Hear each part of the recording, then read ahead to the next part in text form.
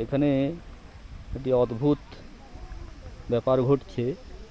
আমরা এসেছি ছত্তিশগড় রাজ্যের মনপত জায়গাতে। সেখানে এখানে প্রকৃতির উল্টো নিয়মে নিচে থেকে জল দেখুন উপরের দিকে উঠে যাচ্ছে, ওই দিকটা পাহাড়ের উপর, আর এই দিকটা দেখুন কত নিচে। সেই নিচে দিকে জল কেমন হয়ে প্রকৃতির উল্টো নিয়মে দেখুন উপর দিকে উঠে যাচ্ছে। এটাকেই বলা হচ্ছে উল্টো পানি। আমরা ছত্তিশগড় রাজ্যের মনপতে এসেছি উল্টো পানি দেখতে। এই দেখুন কাগজের নৌকো ছাড়ছে, উল্টো দিকে কেমন চলে যাচ্ছে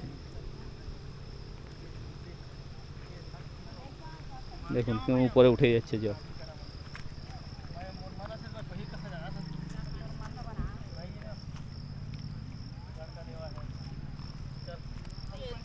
দেখুন কেমন চলে যাচ্ছে।